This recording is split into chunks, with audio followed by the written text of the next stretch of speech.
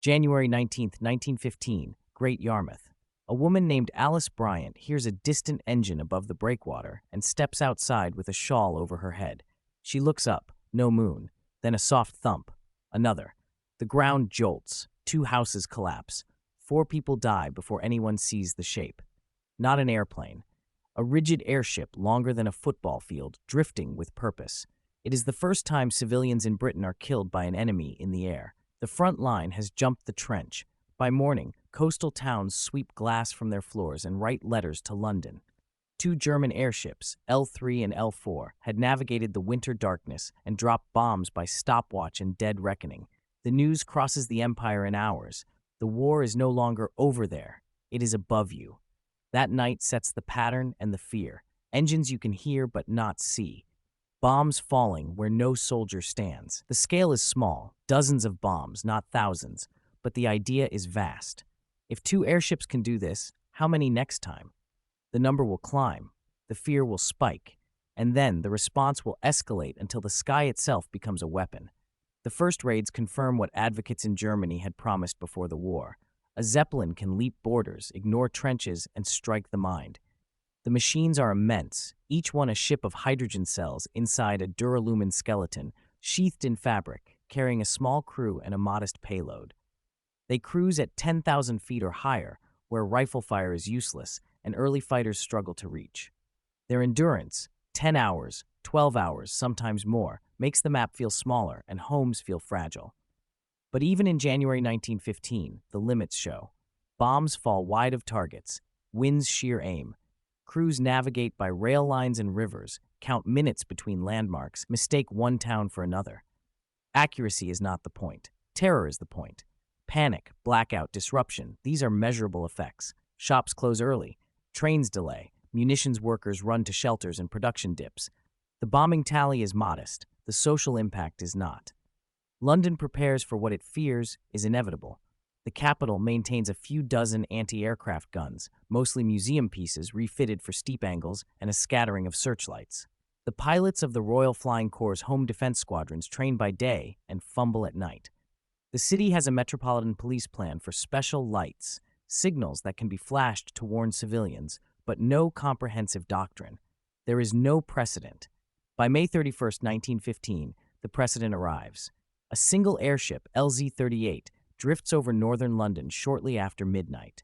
The crew releases small, high-explosive and incendiary bombs in a lazy line that cuts through Stoke Newington, Shoreditch, and Stepney. Dozens of fires flicker, then catch.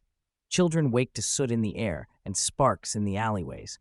Fire brigades navigate darkened streets while lookouts call bearings to the few pilots who manage to get airborne. Nobody has the right ammunition. Nobody has the right method. By dawn, London has counted its first Zeppelin dead.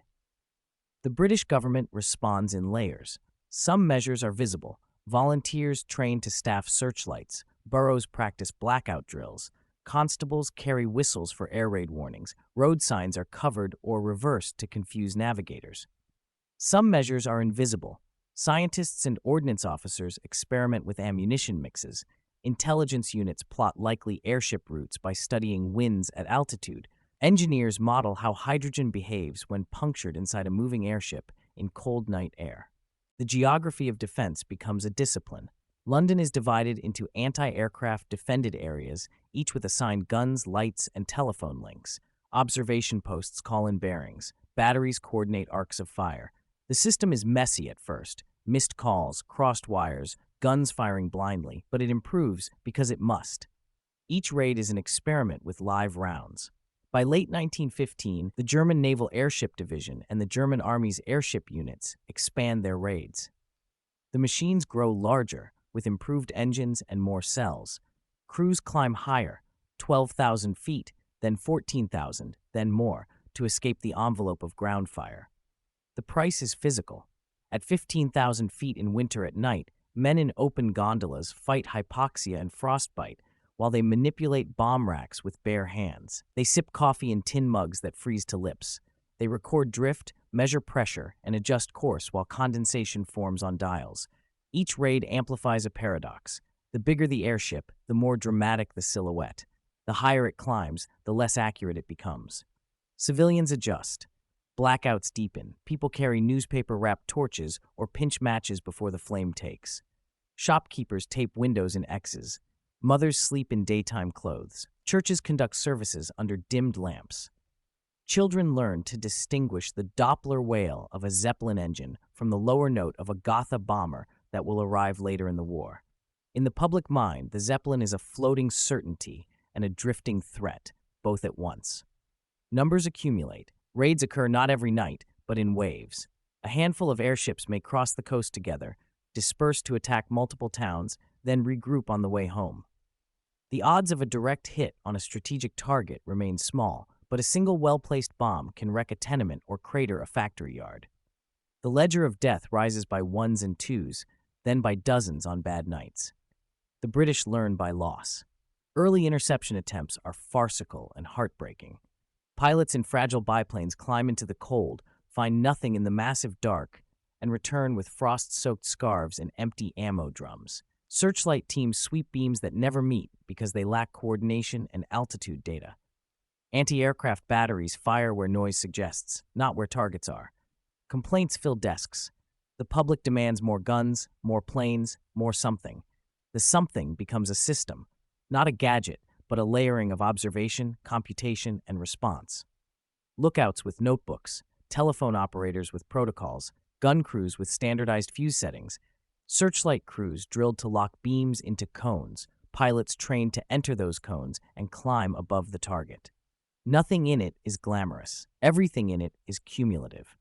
By the spring of 1916, the British have three essential insights. First, hydrogen does not simply explode when a bullet pierces the envelope. It must mix with oxygen to burn. The skin must be torn in a way that vents gas, and the spark must be sustained enough to ignite a trail. Second, height confers safety to the Zeppelin, but height also lowers its capacity to threaten. The thin air at 14,000 to 16,000 feet starves engines and weakens lift. Crews jettison everything, bombs, fuel, even machine guns, to gain a few hundred extra feet. The ship might escape the arcs of fire, but it becomes a hollow predator. Third, night is both a cloak and a trap. It hides the airship from eyes, but it also lets searchlights fix their beams into nets and hold the target for pilots who know where to look.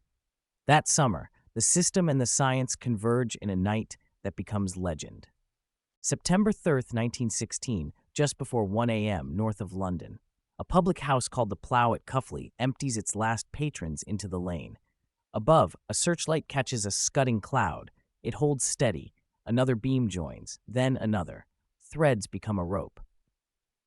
In the rope, a shape appears, an airship that looks frozen although it is moving at 40 knots. A Royal Flying Corps pilot, climbing in a slow but steady BE-2C, slips into position above the airship's track.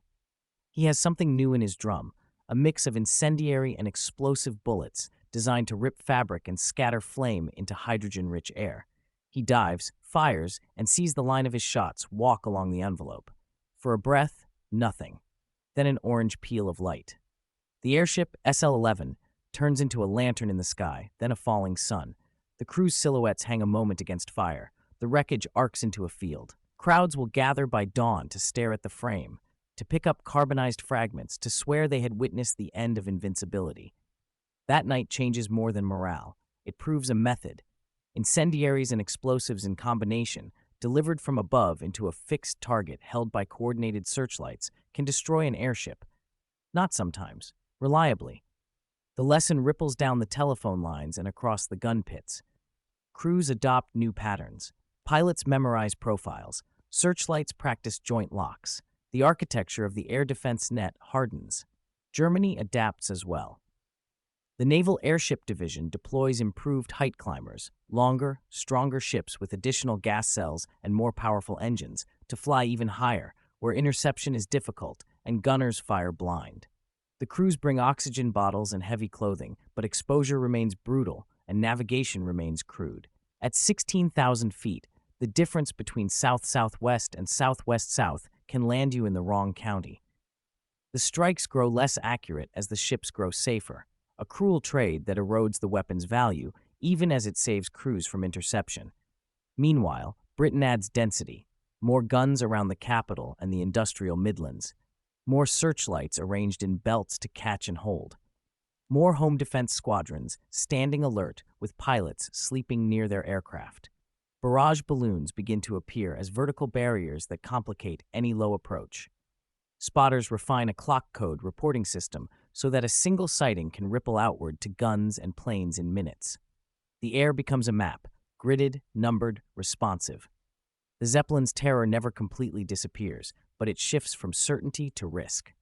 On some nights, a ship slips through the net, releases a string of bombs over a railway yard, and drifts home with only a few shrapnel tears. On others, a beam finds the belly and the pilot finds the trail, and a neighborhood cheers itself hoarse under a sky that now fights back. The fear becomes contested space. The statistics tell the arc. In the first year of raids, British defenses are small and improvised, and airships roam with relative freedom. In the next, kill rates rise. The average height of attack climbs. The average accuracy falls. The average duration of raids shortens as pilots burn fuel to escape searchlights that feel like hands. What was once a platform of terror becomes a platform of diminishing return. There is another shift. In 1917, German planners deployed twin-engine Gotha and later giant R-plane bombers for daylight attacks, then night raids against London and other cities. The daylight Gotha raids provoke crowds to watch and curse at contrails. The night raids provoke new waves of alarm, and the defenses adjust again. Fighters with better climb rates and higher ceilings meet the Gothas. Barrage balloons multiply. Guns improve. The Zeppelin, no longer the sole instrument of fear, becomes one piece in a larger air campaign that the British now treat as a system to be managed rather than a phantom to be feared. Yet the Zeppelin does not vanish.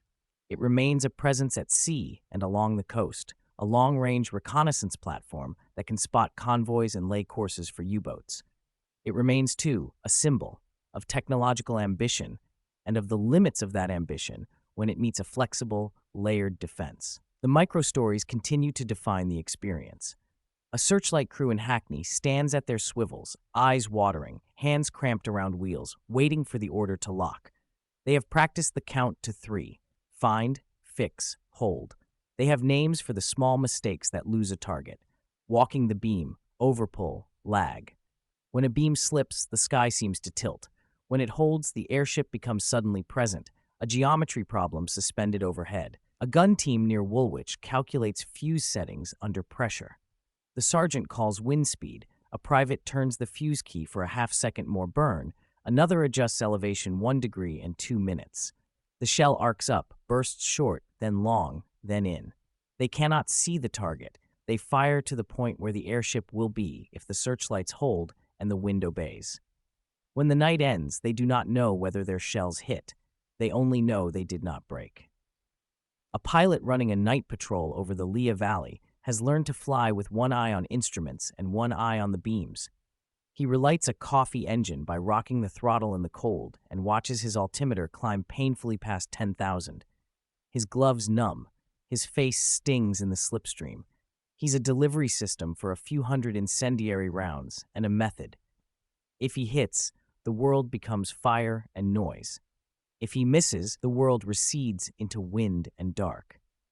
On the other side, a German watch officer on a naval airship checks the tension of a control cable by feel and listens to the turning of the propellers through the hull. He has memorized the angle of the Thames at Barking and the shape of the Lea on the approach to the city. He also knows the pattern of the searchlights now, how they sweep in belts, how they concentrate in cones, how they seem to anticipate drift. He senses the sky has become inhabited by defenders who think in grids. The human body is a poor instrument at 16,000 feet in winter. Crews put warm bricks in boots and piss into bottles that freeze inside minutes. They tend engines, watch for ice on control surfaces, and make course changes in simple degrees so that the navigator can keep the dead reckoning chain intact. They drop small parachute flares to gauge wind that might differ from the mast chart at takeoff. They jettison like mad when the envelope cools and the lift fades, throwing out ammunition, then ballast, then, sometimes, the discipline that kept them climbing. Yet there is courage on both sides, not for glory, but because their machines demand it. Courage to stand under the open beams of a gun in a city that is supposed to be safe. Courage to fly a gas-filled machine into a sky of searching lights. The climax of System versus Symbol comes in a series of nights when German height climbers test the net and lose in quick succession. One airship breaks up in the air, the fabric peeling like an orange as the frame sags and falls. Another tries to fly above the guns and below the stars, struggling for altitude, and is picked up by a mobile searchlight unit that learned to move, stop, and point by triangulated telephone reports. A third meets a pilot who times his dive and holds his fire until the envelope is a canvas at arm's length. Each loss is a spectacle.